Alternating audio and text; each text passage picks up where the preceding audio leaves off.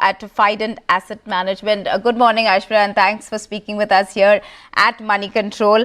Well, let's get into how the Indian markets will move from here. We've been seeing higher highs all through last week, and that has given us that momentum that we are in that pre-election rally of sorts. But are we likely to see some bigger corrections before we hit new highs? Should one already factor that in, you would say, for the market in the current scenario?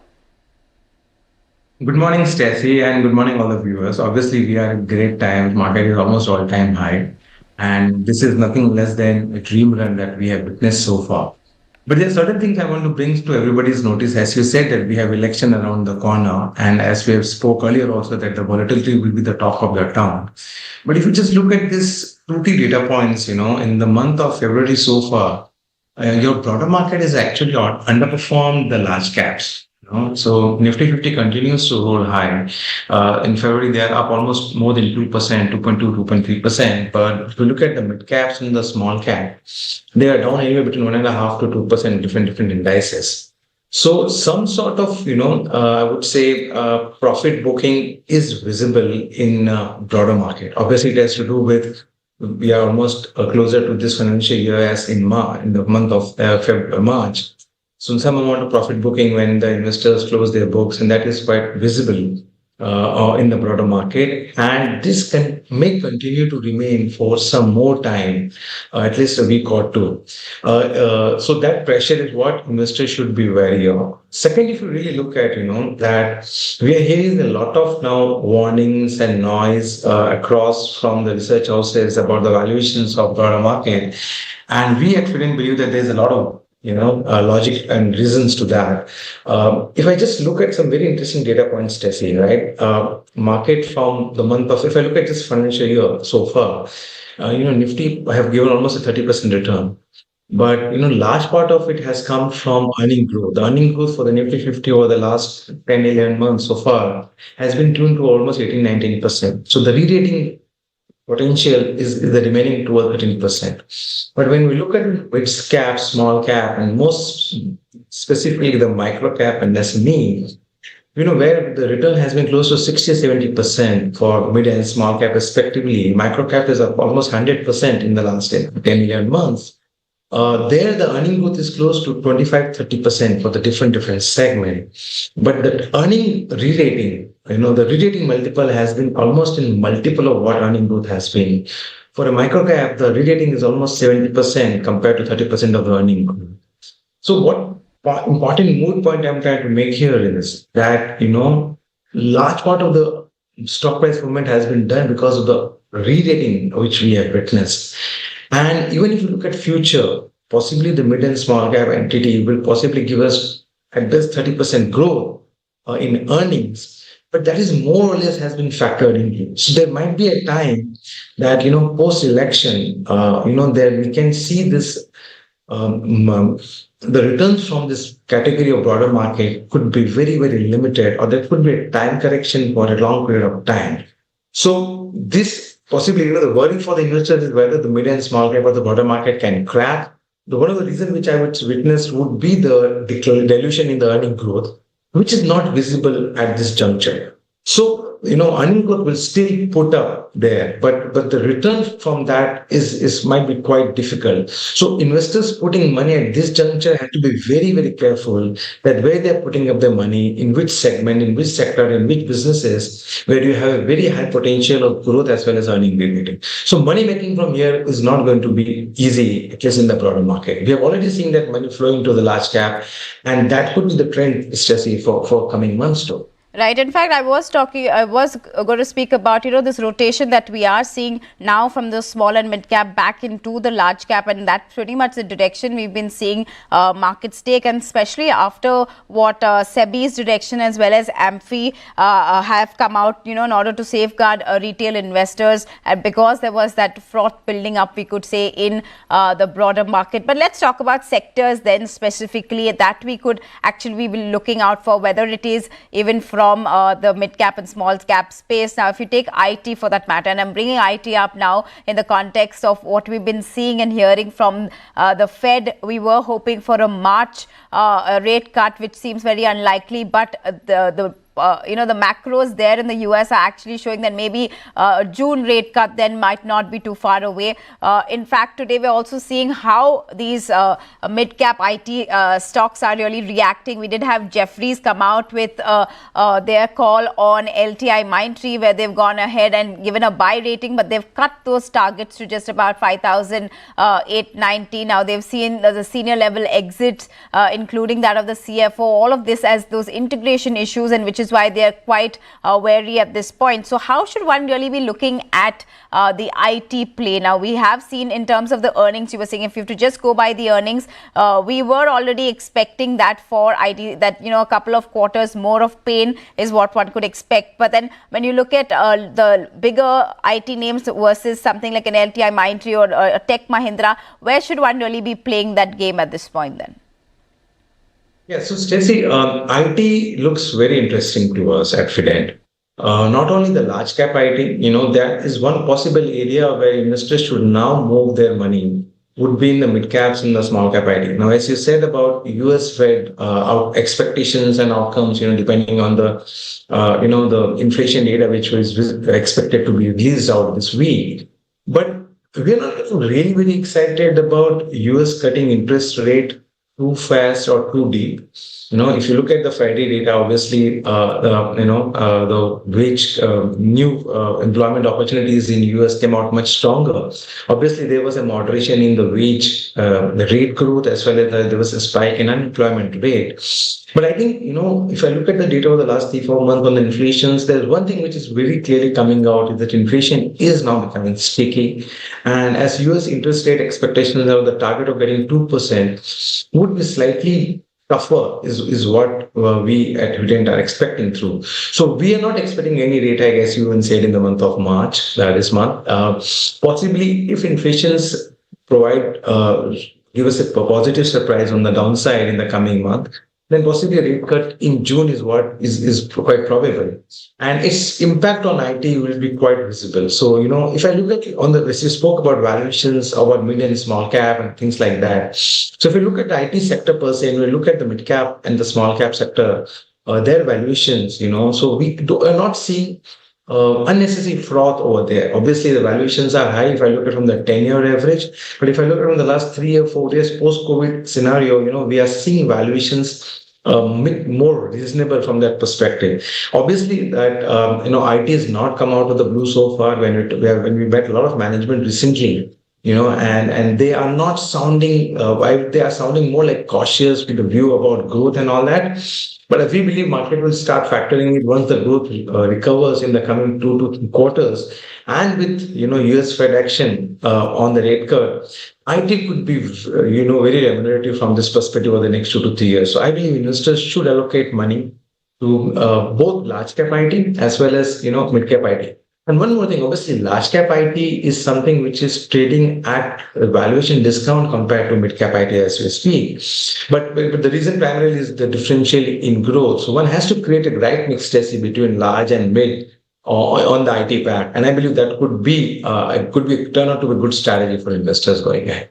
Strategy on IT should be a pick and choose at this point between both the mid-cap as well as the bigger names. But another sector that is quite interesting, and we keep speaking about in the run-up to the interim budget as well, we saw a huge rally, and this specifically to do with railway stocks. Now, Rail Vikas Nigam is another one that is on the radar today. Now, this after the company has received that letter of award, or LOA as we call it, worth 1,298 crores from Himachal Pradesh Electricity Board. They've also won another LOA from the Madhya Pradesh Electricity Board as well. So a lot of action, coming in there for RVNL, and that stock too has seen a bit of returns. But let's talk about the whole PSU pack altogether. We'll talk about railway stocks in specific, and maybe Aishwarya could give us his view on that, on how one should be looking at PSU stocks. Is this a good time, or you've already seen, the valuations that re-rating happen in this run-up, and now the valuations have got stretched, and which within the sectors for the PSUs would still be an interesting buy? We did speak about PSU banking names, but those ones also now have, pretty much reached those valuations as they might be lower compared to private banks. But Aishwarya, what would be your picks when you're looking at the PSU lot? And, in this run-up to the elections, is it a good time to enter, or is it just froth building, you would say then? No, so it's very interesting, Stacey. If you look at, the momentum continues of the capex, right? What is the most important thing which market has learned about this new government is, that they walk their talk. That is which is very, very crucial. So if you remember when they initially talked about defense and railways many years back, possibly, the investor community, especially the institutional investor community, were not very excited about that. And then when they started looking at the execution part, when they started looking at the capex spending and, things, when they went out on ground, and they were all pretty surprised. And then we saw what re-rating happened in those sector of defense and railway, and that continues today, even with all the order book which we are hearing. But if you look at the specific sector of PSU, right, possibly if I have to speak on railway or defense, I believe, money-making opportunity for investors from here onward is very, very bleak, because valuations are so stretched up. Justifying valuations on the whole thesis could be very, very tricky. But, this is not to get disheartened. What the investors should do, as for what we are thinking through at Fident, is what this government is trying to do next. Right. If you look at sectors in energy or power, right, we are at almost 240 gigawatt of thermal power capacity today. Now, government is talking about putting up a lot of capacity in renewables, solar, nuclear, hydro. Possibly that is one sector that if this continue to see those kind of capex or intensity which we have witnessed in railways or defense, it could completely be a game changer. And you don't have to necessarily play the PSU part to it. Obviously, there are many players who are PSU, but there could be a lot of other players in the whole value chain, whether it is, the product supplier, whether it is, transmission, whether it is other ancillary products, both in private and PSUs. That could be the big game changer. Similarly, if you look at, our Prime Minister is talking a lot on housing versus a theme. And housing is a pretty blanket, whether right from credit to materials to, infra spending, real estate. That could also be an area where investors can play both PSU as well as private mix for those theme to play out over the next 4 or 5 years. Obviously, there's a big caveat here that, we need this continuity in the policy which has been announced. That is one big outcome which we will have in the coming couple of months with this election. But I think as an astute investor, we will be more inclined to play what next rather than what has already happened. And this just doesn't, limit to housing or energy or power sector. Why not new age businesses? If you look at, the kind of support that this government is providing to all of these tech-enabled businesses, and even their focus on coming profitable is very, very exciting. Similarly, say gas pipelines, with this government focus on providing connectivity to the last mile. There are many companies in the sectors who will see a huge amount of capex and growth. So I believe, Stacey, there's a many opportunities in PSUs. We have to be very careful about the theme playing out for the next 3 to 4 years, and obviously with a lot of respect to valuations. Right. So if you were to ask me simply whether I will go and buy defense stock and LV stock at this juncture, possibly very, very careful. Right. But various other sectors where government is focusing on, I believe there's a huge opportunity in that sector. Right. So interesting to see that, maybe a railway and defense, not at this point is what you're saying, but other interesting sectors like city gas distribution and others that could be an interesting bet at this point. But let me quickly also ask you about this whole China plus one strategy and how that is really going to play out, especially for India, because of course we've been seeing a slew of FIIs pretty much, flock back into India. We could say just in March alone, in the past 10 days, we've been seeing good FII, FPI buying, that money coming back into India, we could say. But, there are sectors in this that might not really benefit, or we've already seen that play out when it comes to chemicals and how that has really panned out. So how should, is that something that we could still bet on? And, with China now seeing some bit of this deflation, exiting that territory, you think money could then even still divert back to China, or India still, has those benefits and could continue to gain from that China plus one strategy? So I think, Stacey, that's a great question. And, this China 1+1 strategy is obviously gaining a lot of ground because, that learning from our COVID, not depending on single country for your most important country-specific resources actually has got a lot of traction. And obviously, India is a big beneficiary of this because that is combined with the India's government strategy and focusing of PLI and manufacturing and things like that. And that is visible with the kind of FDI we have seen, the kind of production that we have seen in electronics, in chemicals, in intermediaries, in pharma. And I believe this has a long way to go. The tailwind is very, very strong and this will continue. But if you look at various other countries have also massively benefit out of it, whether it is other Asian countries, specifically, whether it is Vietnam, Malaysia and other ones, possibly India will have to tighten its belt, gain larger share of it. And with the current focus, I believe it's just a matter of time. But if you're trying to connect, China plus one and, the way FIs are looking at it, there might be some bad news also for the investors, So obviously, we have seen good inflows by FI in the month of March. But if you look at January and February data so far, we have almost seen more than $3.5 billion of outflows from FIs out of India. And when we're interacting with a lot of these large FIs globally and their team, one thing which is really coming out of is that India is expensive, right? And a lot of this money is now flowing to other Asian countries, other emerging market countries, So core amount of money with India for these FIs are there. But, now the money chasing in China can't be ruled out. They are at throwaway valuations. Even Japan has become very expensive given the rally of when they crossed almost 40,000, the index. But various other markets, whether it is Indonesia, whether it is Korea, whether it is Thailand, they're looking much, much attractive compared to India. Even if you look at, Stacey, on the holding percentage of FI of the Indian market, we are almost at an all-time low. So obviously it can be taken as a positive that, post this election, we might see a complete U-turn where FI will start investing more. But anybody who is very serious about India as an investment thing will not wait out for that event. They are already there in the market. So I am not riding too much hope on FI's supporting market. And that is one of my important area of worry because see, what have been market been supported is by mutual funds, SIP flows, and obviously the retail investors. Right. And if we see any event where possibly there is a loosening of confidence, then possibly the broader market will be at higher risk.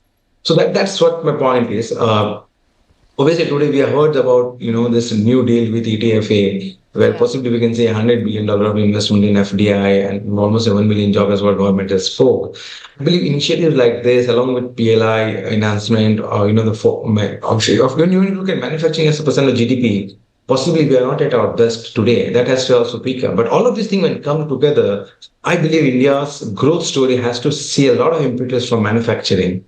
And that is what we are really, really excited about. Right. So quite interesting that your take saying that, we need to not completely rule out China. They are still lurking there. So those funds could perhaps get diverted there. But thank you so much, Aishwarya Dajich, the CIO at Fident Asset Management, for speaking with us this morning. And to all our viewers who've tuned in, thanks so much. Do keep sending us your queries because we will try and get them answered. But before we let you go today, well, we did have overnight, pretty much this early morning, morning, we could say, where we had the Academy Awards, or what is popularly known as the Oscars, which, just concluded a couple of minutes ago. And of course, we did have Oppenheimer pretty much rule the roost there, 7 out of the 13 nominations, clinching all of those. Cillian Murphy going on to win the Best Actor award, whereas Robert Downey Jr. for winning that supporting actor role in Oppenheimer. Now, the film has also gone on to win the Oscars for the Best Cinematography, Soundtracking and Editing.